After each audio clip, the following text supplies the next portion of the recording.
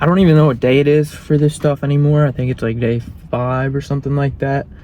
I'm posting this on the same day, and then I gotta post another one later tonight for tomorrow, because I usually do it like a day ahead, but I just didn't film anything last night. But right now we're at the bank. Just had to cash out a quick milli real quick. We're gonna go hop on the PJ later and go pick up my new SVJ. Yeah, I had a busy day today. I woke up this morning, had to figure out what coffee I wanted, what Rolex I wanted to wear, and then came to the bank, cashed out $1 million. Now we're going to get an SVJ. But no, I'm just kidding. I wish, right? But yeah, I didn't film a video last night just because, you know, I just needed some time to chill out, honestly. I've had a lot going through my mind and just kind of like overwhelming. It's just been stressing me out a lot. But we're chilling now. It's raining, so we don't have any landscape work today. Picked up a coffee, and then I figured, you know, just film this video after I go to the bank real quick. I just had to deposit a couple checks, but I just wanted to talk about something in specific about you know, worrying, because, you know, my mom sent me this video last night because my parents know that I've been like kind of stressed out and like down in the dumps, honestly, the past couple days, past couple weeks, just not like how I normally would be. I'm just not really happy with a lot of stuff right now. But besides that, the video was saying how I made some notes here because I want to talk about some good sauce in today's video. I feel like a lot of the stuff that I post is just me yapping to the camera that you guys probably don't even want to hear. But I wanted to actually post something that's worth a lot of value to you guys, and you guys can learn from it and maybe take a thing or two, and hopefully it helps you guys. So wrote down here, worrying is 95% of the time just in your head. So it's not things that are actually happening around you. Like, the things that are actually happening around you don't really seem to stress you out as much. It's more so like the things in your mind, right?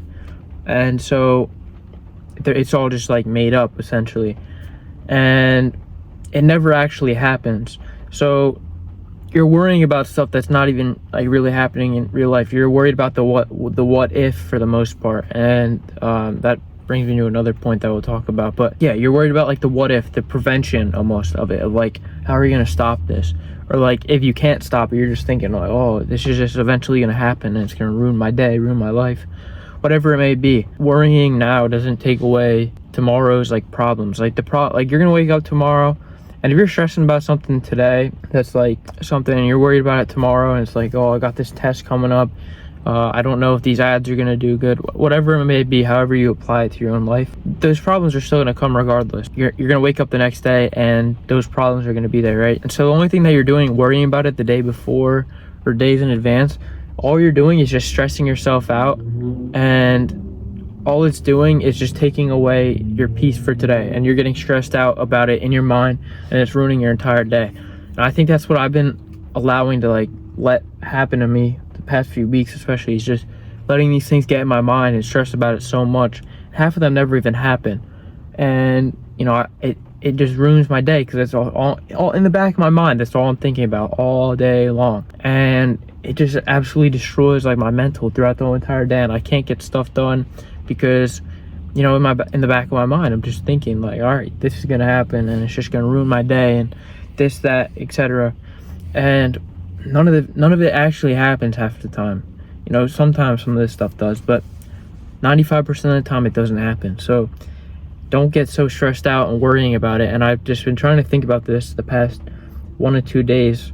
All right, I gotta fix this so that I'm not sitting there worried about these things every single day. And it's slowly but surely working, but it's just a hard concept, because when I get down and like irritated and frustrated with a lot of this stuff, I kind of just sit and dwell on it, and I can't get out of it for half the part. So this whole like concept is a little bit different to me, but I need to be able to work on, you know, getting out of these situations, so I'm not sitting here for weeks and days on end just dwelling in my own thoughts and negative frustrations and irritations in my life. You know, that's just one thing to think about. And you know, this video also talked about God, and I think that's a big thing, is just, you know, being able to talk to God. And don't sit and dwell on your own problems, but talk to God. And I think a lot of the time I think of things so literally and like logically that I have to process things and answer and solve these problems within my own mind. But you can't as a person, when you're taking on so much responsibility and risk and you just have a lot of things going on,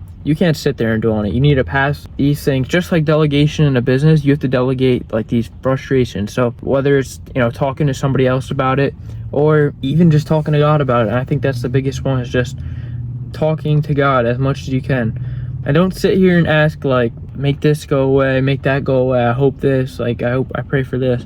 Don't sit there and just ask, but just talk to him and just sit there and be like, God, listen, there's these things that are going on and I just don't know what to do. And just pray for guidance and help and, solutions and closure to a lot of these problems.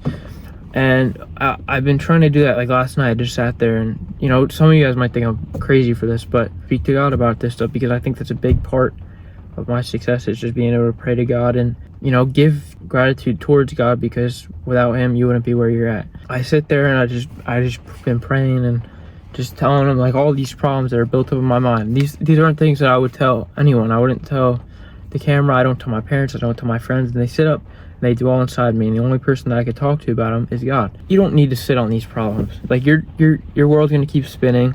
Your problems are gonna keep coming. Good things are gonna happen in your life, and your life is just gonna keep moving and moving and moving. But you can't actually solve any of these problems. So all these problems are just there.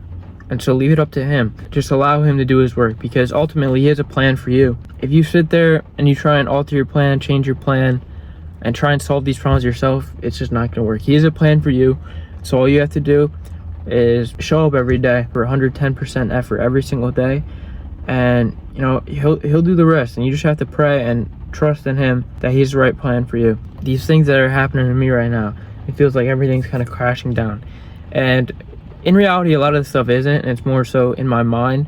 But I know that he has a plan for me, and all these things just build you stronger and stronger and stronger. These tests and trials and tribulations in your life are to test you and see if you're worthy of more. And everyone's not rich for a reason, because they can't handle the pressure of being rich and dealing with the issues that a rich person does, of running businesses and etc. And I'm not saying running a business just ultimately collects you with being rich, because there's a bunch of business owners that are poor. But my point is, he has a plan for you, and you can't sit there and just dwell on things, because he has a plan and it's going to happen regardless whether you like it or not. Just allow it to happen, and don't sit there. And if something goes bad that day, there's a reason for that, and it's bigger than you could ever understand, but there's still a reason for that, and God has a plan for it.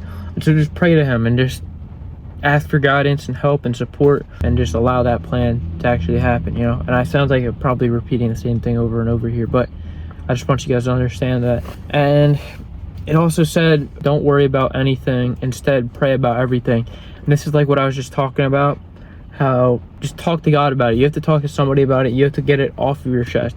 Just allow it to happen, and pray about everything, and talk to him about everything, every aspect of your life: business, friendships, relationships, if you have a girlfriend, your personal life, physical, anything. Just pray to him about it, and he'll help you and he'll guide you. And he's this weird way of just guiding you through the hardest times, and he has a plan for you in the weirdest ways at times. But yeah, enough for that for right now. But I think I just want to show you guys everything, so that's why I wanted to share that with you guys, just because that's something that it's been hard in my mind the past couple of days, just beating me down so much every single day.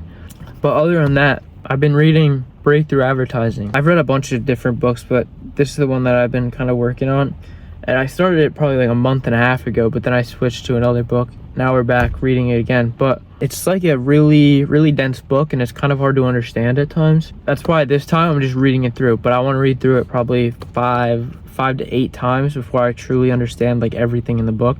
But for right now, I've just been going through it and reading it just from the front to the back, not taking any notes, but just trying to let that knowledge kind of sink in and go from there. And then we'll take the notes when we need to. But a lot of this stuff, it's kind of interesting to see, because that whole book is from like a entirely different time compared to like advertising and where it's at now.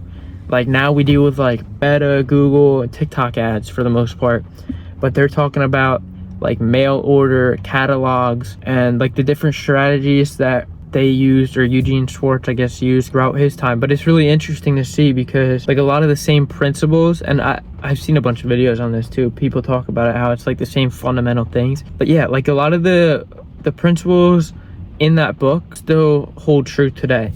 And you know, it talks about desires a lot. That's kind of how you start your ads, and you pick a mass desire, and then you know, you channel it down to a specific audience, right? You're not creating desire. Like, you cannot create something. When somebody has something set in their mind, you're not changing that, and that's what's set in their mind. That's a desire that they have, and the only thing that you can do to it is channel it.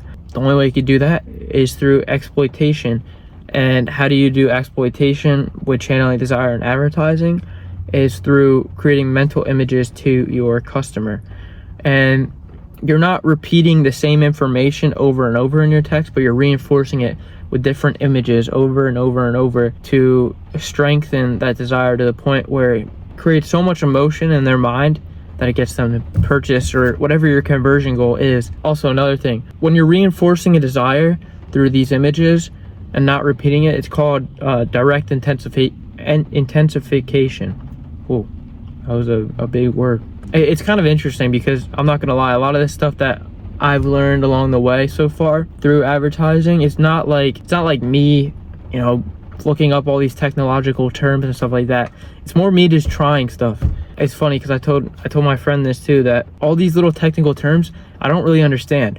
I understand like the core concept of advertising and how it works and the different pieces that go into it, but I'm just like a kid behind a laptop just doing random stuff, seeing if it works. But you know, there's actually like terms to these things, and it's kind of cool to actually finally understand like a lot of the stuff that I do in my ads, relate the stuff that I've been doing to these actual terms, so it's more understandable to other people and not just in my mind, if that makes sense. And then another thing that I was just reading about yesterday was contradiction. Contradiction is like, you can do this in your headlines, and it feels opposite to what people actually think or understand. This is like a terrible example again, but like a cigarette. If your headline is like the cleanest, healthiest relaxer or something like that, right? It's somewhat contradicting what people understand, because generally, for the most part, in today's age, I feel like a lot of people associate cigarettes with a dirty, unhealthy way of consuming tobacco. And when you're saying something like that with, you know, your headline, and then it's a picture of a cigarette or visual of a cigarette, this is a terrible example, but I'm just trying to get you guys to understand it a bit better.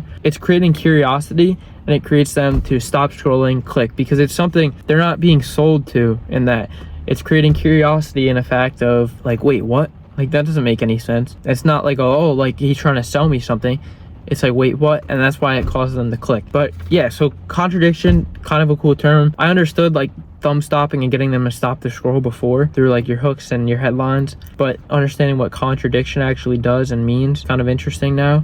The last thing, rule and example, is it's where you have shorter copy and you cannot sell all at once. What this means is you're getting the same core message that you're trying to sell across these people, but through different ads, because you essentially don't have enough space. And this is what they did in catalogs and newspapers and stuff like that, because it was different than mail order. Mail order, they had a ton of space to write, you know, their primary text or headline, essentially, right? And so what rule and example does is, their example that they used was Volkswagen. And what Volkswagen did is they took the same image over and over, but they had headlines like lemon. And that's a contradictory headline, because why would they say that about their brand? What it's doing is it's instilling the same core message, and that core message is quality, because they're essentially implying that if they have a lemon in their, you know, production line of cars, they're going to take it off. That's the quality that they stand for. Another one was our best salesman. The whole point of that is top quality service to each customer that they have. You know, it's just interesting because it's kind of the same thing that you do with a funnel now on, let's say, Meta. You have your top of funnel, your middle of funnel, and your bottom of funnel. For the most part,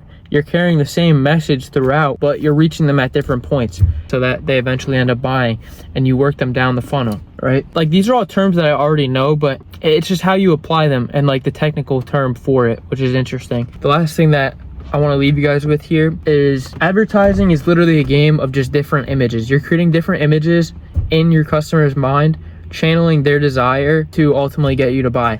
And you're trying to frame the same problem that they have over and over, but not in like a repetitive way, but in different ways. Let's go back to the hair care product, for example. you have somebody that goes to the gym, and you know, your first image that you create in their mind is showing up to the gym with full, luscious, beautiful hair that's not greasy, super thick, and everyone's looking at you, right? It just feels like you're glowing at the gym. That's like the first one. You're making them feel like they're him. Like they're like the person at the gym with the nicest hair, right? And then your next image could be like they show up to a restaurant, and suddenly like all the ladies in there, even with their boyfriends, are looking at you with that beautiful, thick, luscious hair. They all suddenly like want you. They feel full of pride, right? That's essentially what you're doing in advertising. You're just creating a bunch of mental images, so it strengthens that desire to eventually get them to take that emotional driver that they now have and, you know, go purchase or convert or fill out that email form. Whatever you need them to do, you're driving them enough through these images, and it just builds up that desire until they eventually can't take it anymore and they cave in and they convert, whatever that may look like on your end. But yeah, that's just the biggest thing. Is advertising is literally a game of just creating different mental images to your customers. Obviously there's a lot more to it, but in like a general summary, in like one sentence, that's what I would describe it as, especially from reading this book so far. I'm probably going to finish it today and then probably read it again next week, and just keep reading it over and over until I really understand everything about it in that book, because a lot of people have told me that's like a game changer for them. I hope I learn a lot from it, and I can hopefully, you know, teach you guys more things. And I'm actually working up a long form video, like more education content based off a lot of the stuff that I already learned, and so that'll be out in like a couple of days. Yeah, that's all I really got for you guys. But if you guys are struggling and worrying, just don't worry and leave it up to God, and just do your daily actions every single day, and you'll get where you want to be. And I already feel a lot better just making this video, just because it feels like I am doing something, just being able to help other people, and I feel, you know, like purposeful. Do your daily actions every single day that you know you need to take those inputs to ultimately get better. So just work on those. But yeah, that's all I really got for you guys today. See you boys later.